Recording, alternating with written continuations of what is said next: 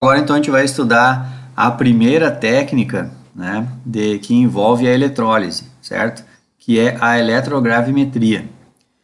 Bom, essa técnica aqui ela é bem simples de entender, mas simples depois dos 5 vídeos que eu fiz sobre eletrólise, né? Depois que a gente já viu tudo aquilo sobre eletrólise, é muito fácil entender a eletrogravimetria. Olhem só, a gente está com um sistema aqui que ele é muito parecido com o desenho que a gente tinha antes, né? Deixa eu até vou fazer assim, ó. Já que está no meu meu Ctrl C, Ctrl V aqui, ó, eu já largo aqui direto o desenho anterior. Nós vinha no estudo da eletrólise sempre estudando esse exemplo aqui, né? Estava com esse estudo aqui. E aqui, vejam que esse desenho aqui está muito parecido com aquele lá, ó, certo? O que é a eletrogravimetria? É simplesmente eu pegar um eletrodo onde vai acontecer a reação de redução. Vejam que aqui o cobre pegava elétrons e se reduzia, né? E lembre aquela hora que eu falei para vocês que quando ele se reduz, ele fica grudado no eletrodo, ele não vai para a solução, que nem parece que a flechinha sugere isso, né? Que o cobre fica na solução aqui. Não, ele se reduz, mas ele fica grudado no eletrodo. Então, é esse artifício aí de ver que quando o elemento químico se reduz e fica grudado no eletrodo, a gente poderia fazer o seguinte: a gente poderia ter pesado esse eletrodo antes, depois botar no sistema e ver que um monte de átomo de cobre vai se depositar no eletrodo, aí depois eu tiro o eletrodo aqui e peso depois. Simples assim. Para facilitar a nossa vida nesse processo, usa-se uns eletrodos nesse formato aqui, uma espécie de uma cestinha, né? E não um eletrodo reto, assim como fosse uma palheta assim, né, de metal. Por quê? Porque fazendo o eletrodo no formato de uma cestinha, isso tem uma área superficial gigantescamente maior do que a área superficial desse tipo de eletrodo aqui. Uma coisa, uma haste assim, né, do eletrodo. Então, fazendo o eletrodo nesse formato de cestinha, a gente favorece uma área muito grande para que vários átomos de cobre tenham muita facilidade em encontrar o eletrodo e fazer a sua reação de redução e ficar grudado na redinha ali que é o nosso cátodo, entenderam? É só isso. O que a gente chama, inclusive, esse fenômeno de um elemento químico se reduzir e ficar grudado na haste metálica do cátodo, né? Inclusive essas redinhas aqui, obviamente, são feitas de... Acho que deve estar escrito aqui, né? Tá aqui, ó.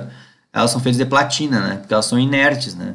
Tipo assim, não faríamos uma redinha do cobre, né? Então, a gente faz a redinha de platina, porque sabe que tu vai guardar isso aqui, nunca vai sofrer uma oxidação com o tempo, né? Ela é inerte. Então, a gente vai ter uma redinha de platina, e essa redinha de platina aqui, a gente vai pesar ela antes, e aí a reação de redução vai acontecer na redinha de platina, e depois a gente tira a redinha de platina e pesa ela depois, certo? Então, esse desenho que nós vinha trabalhando aqui é exatamente o desenho que está aqui. Imaginem que esse eletrodo aqui poderia ser essa mesma situação aqui, ó. Esse eletrodo aqui, ele está lá dentro e vem por dentro aqui, porque a redinha é bem grande, né? Ou não, tipo essa redinha aqui, ó. Aqui seria separada a redinha, né? Então, aqui é uma imagem do livro que eu peguei, dois tipos de redinhas, né? E essas redinhas a gente pesa ela sequinha, né? Claro, pesa ela e vê direitinho a massa que ela tem, só ela. E depois, quando a gente coloca a redinha como cátodo, a gente vai perceber que todos os elementos, quando se reduzirem, vão se depositar na redinha, certo? Inclusive, esse fenômeno de um elemento se reduzir e se depositar num sólido, que é o eletrodo, a gente chama isso de eletrodeposição, que é aqueles vulgar, vamos dar um banho de ouro nesse troço, vamos dar um banho de prata. Sabe esse negócio de dar banho de um metal? Sabe? Eu mandei cromar, sabe? Como é que os caras incorporaram o cromo? Pasta de pincel ali? Não é. Faz um processo desses aqui. Tu gera uma eletrodeposição. Tu pega aquela tua peça lá que tu quer, ela vai virar o cátodo numa célula lá. E aí então a gente vai ter, por exemplo, tu quer dar um banho de cobre, tu faz isso aqui.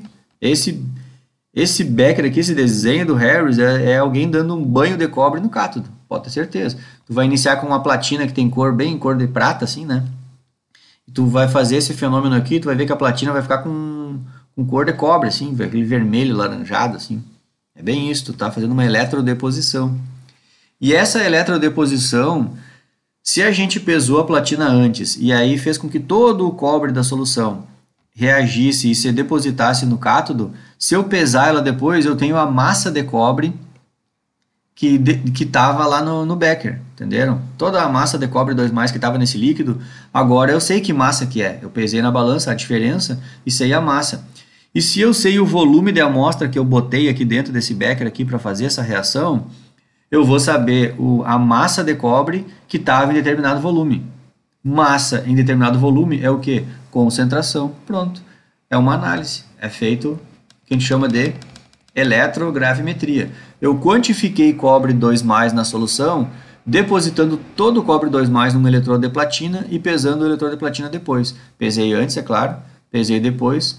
O depois menos o antes dá o peso do cobre. Se eu sei o peso, a massa do cobre, né? A massa do cobre. E se eu sei o volume de amostra que eu coloquei dentro do Erlenmeyer, é claro que eu tenho que transferir esse volume aqui com pipeta volumétrica, né, pessoal? Eu acabei de descobrir a concentração do cobre. Então tá feito a análise aqui, ó, muito barbada, né? Muito barbada mesmo. Até para ensinar aqui. Depois de tudo que eu ensinei na eletrólise lá, ensinar a eletrogravimetria aqui, menos de um vídeo aqui, eu já ensinei tudo. Já acabou. É isso. Deixa eu apagar isso aqui daqui. É isso que é a eletrogravimetria. Como é que a gente saberia a hora de parar? Tipo assim, eu aplicaria uma fonte de alimentação, né? Lembra a minha dica lá, botar mais ou menos 1 volt a mais do que precisa, né? A gente já viu que tinha que ser menos, tinha que aplicar 0,91 volts, aí eu boto aqui 1,9 volts por aí, né? Como é que eu vou saber a hora de parar? Como é que eu sei que todo o cobre se depositou na cestinha ali do cátodo? Uma dica nessa aqui, uma dica bem barbada, é que o cobre, quando está em meio aquoso, ele forma aquele aquocomplexo que é azul. Então, nesse caso aqui, uma dica que era muito barbada era quando sumisse, quando o líquido ficasse totalmente translúcido, né, incolor, aí acabou o cobre. Essa era uma dica. Qual é a outra dica? Uma dica bem legal é tu nunca mergulhar. Essa foto aqui acho que mostra. Tô vendo que o cara não mergulhou toda a cestinha, ele deixou um beicinho, um pouco dela para fora ali, um tanto para fora. Então, tu não mergulha toda a cestinha. Que aí, se tu não mergulhar toda a cestinha, o cobre não vai se depositar só onde tu mergulhou a cestinha, né? Então tu pensa assim, mas será que por exemplo, com o cobre, né? O cobre mesmo quando você depositar vai deixar a cestinha laranjada, assim, né? Aí tu pensa, mas será que todo o cobre já se depositou? Tu tá na dúvida, não tem certeza. Aí tu pega uma parte da cestinha que tá zerinho bala aqui, ó, ninguém se depositou nela ainda, e aí tu baixa um pouco a cestinha, né? Ou tu levanta um pouco o becker, tanto faz, né? Faz com que o líquido molhe agora aquela parte da cestinha que estava 0 km ali, ó. Ninguém se depositou ainda. E aí tu espera uns minutinhos. Aí depois que tu esperou uns minutos, aí depois tu baixa o líquido aqui e olha, vê se formou uma nova mancha de metal no eletrodo de platina. Se formou uma nova mancha, porque ainda não tinha terminado. Agora, se tu estava suspeitando que já tinha a reação toda tinha acontecido, e tu baixou a cestinha, esperou uns minutos, subiu a cestinha e ela tá zerada, assim, não aconteceu nada ali nela, então é porque todo o cobre 2+ já tinha se reduzido, entenderam? Esse é um artifício.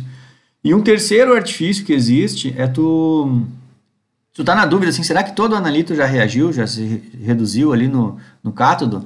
Tu pega e tira uma alíquotazinha aqui, ó, bem pouquinho, meio ml daqui, bem pouquinho, e faz um testezinho qualitativo. Aqueles testezinhos que a gente faz, que na real é toda a disciplina de quali lá, né? Quem fez quali, química analítica qualitativa experimental comigo aí, vocês sabem bem, né? Quem fez, né? Não é obrigatória a disciplina. Então, quem fez sabe muito bem dos testes que eu estou falando, né? São testes qualitativos para identificar a presença de um cátion ou de um ânion lá que seja, né? Então tem vários testezinhos qualitativos ali. Então esse é um terceiro jeito de ver, né? Um é se sumir a cor, no caso do cobre, mas vamos supor que o teu analito não seja colorido, aí não vai por sumir a cor, né? Aí tu vai ver quando se deposita, porque é bem nítido, assim, nunca a platina vai ficar com a mesma cor, né? Aquela cor prata, assim, tu vai... Ou fica fosco, depende, mas dá bem para ver. Sempre é visual a diferença, né? Quando tu fez a deposição do elemento numa cestinha, né? E a cestinha é o nosso cátodo aqui. Entenderam? Então, é isso. É isso. Tá feita a explicação da eletrogravimetria. Só vou fazer um detalhe aqui a mais, que é o seguinte. Suponha que a gente aplique uma diferença de potencial constante ali, vamos supor uns 2 volts, né? Para arredondar para 2 volts lá no exercício do cobre. Só quero comentar aqui que é o seguinte. O potencial da célula eu deixo constante, 2 volts. O potencial do ânodo vai se manter constante porque o solvente ali é água, né? Então a quantidade de água ali é o que predomina. Então vai se manter constante aquele potencial. Só que aquela queda ômica ali, com o tempo ela vai reduzindo, né? Porque vai meio que acabando os reagentes. E as sobretensões, com o tempo, elas vão sofrendo uma leve reduçãozinha também dos eletrodos. Então, se a queda ômega e as sobretensões elas vão sofrendo umas reduçõezinhas, e esse lado da igualdade aqui ele é constante, obviamente que o potencial do cátodo, com o tempo, ele vai acabar aumentando. Ou seja, cada vez vai ficando mais negativo aquele eletrodo, né? Esse da cestinha aqui. Quando começa a acabar os cobre na solução, vai ficando tão pouco cobre que acaba que esse eletrodo vai ficando cada vez mais rico em elétron, rico em elétron, rico em elétron, rico em elétron. E aí pode ser que naquele potencial de ali em torno dos 2 volts, outros átomos não se interessem em ser descarregado no eletrodo, porque um monte de cobre já estava se descarregando, pegando aqueles elétrons. Agora, como está acabando os cobre, pode acontecer de outros átomos se descarregarem ali, porque está ficando muito elétron naquele eletrodo. E aí isso é uma interferência. Imagina, vai outra coisa se grudar no eletrodo que não o cobre. Aí já é um erro experimental nosso, entendeu? Uma interferência da matriz, né? Porque tinha outros elementos ali que também fizeram reações de redução e se depositaram no eletrodo. Aí é uma interferência na nossa técnica, né? Foi uma interferência da matriz. Para escapar desse erro, existe o que chamam de despolarizador. No caso desse exercício aqui, que era o eletrodo aqui era um cátodo, né? Para despolarizar um cátodo, dá para usar o nitrato. Se tu usar nitrato, né? Numa solução, quando o eletrodo ficar rico em elétrons, aqui um montão de elétrons, o que o nitrato faz? O nitrato vai lá, pega os elétrons do eletrodo, que é o cátodo, e se transforma em amônio, o cátion amônio. E aí a gente meio que, quem roubou os elétrons do eletrodo e impediu que outro metal fosse lá pegar esses elétrons e se depositasse na cestinha, quem roubou os elétrons foi o nitrato. E no nosso experimento, se o nitrato roubar elétrons, não tem problema, porque ele não forma um elemento que se deposita na cestinha. Ele era ânion e ele virou um cátion, ele segue no líquido, entendeu? Então isso não é problema. Se alguém chegar aqui, isso aqui fica muito energizado, né, com muitos elétrons. Se alguém arrancar os elétrons, mas formar um produto que é líquido, quando eu tirar a cestinha daqui, esse produto não veio. Então eu só vou ter pesado os cobre lá, entendeu? Os átomos de cobre. E existem, caso a cestinha seja usada no ânodo, existem alguns despolarizadores de ânodo, que é a hidrazina ou a hidroxilamina, entendeu? Então aqui é um artifício experimental aí para a gente escapar desse erro aqui, ó. Não é erro, mas é essa situação em que quando a reação está chegando no final, essas sobretensões e queda ômica elas vão reduzindo, então o eletrodo vai ficando cada vez mais rico em elétron, ou pobre, se no caso o teu eletrodo de interesse é tu ligou lá no ânodo, né? O que interessa é que outras reações, que não é o que a gente quer, pode começar a acontecer lá no eletrodinho que é a cestinha. Que tanto faz, ele pode estar ligado no cátodo, que se a análise fosse de cobre, ele estaria ligado no cátodo, entendeu? Então é isso. Mas pode ser uma análise de ânodo, pode ser que seja o teu analito é um ânion, e quando ele perde elétrons, ele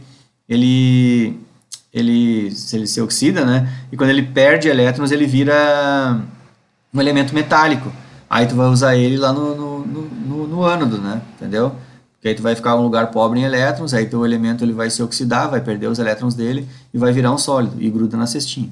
Então a cestinha ela pode ser usada no cátodo ou no ânodo. Por isso que tem despolarizadores de cátodo e despolarizadores de ânodo, por causa desse fenômeno aqui.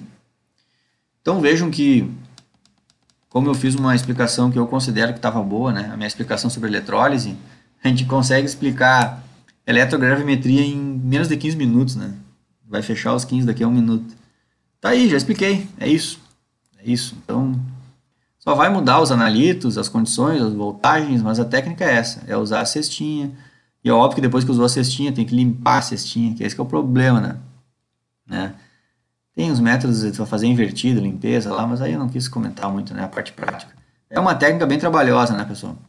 Deu bem para perceber o trabalhozinho razoável que existe, né? Até porque é bem caro também, uma cesta dessa só de platina, né? Uma alçazinha de platina já é caro, mas comprar uma cestinha dessa, nem sei quanto custa, mas é carinho. Mas tudo bem, é uma técnica dentro da eletroquímica, certo? Então, acabamos de estudar aqui a técnica de eletrogravimetria, certo? Então, é o recorde, né? Em um vídeo só. Vai ser a única, né? Nunca vou conseguir explicar uma coisa em um vídeo só. Mas essa aqui, como é bem simples, então tá feita aqui a explicação. Então, no nosso próximo vídeo, a gente vai para a segunda técnica, que é a coulometria, certo?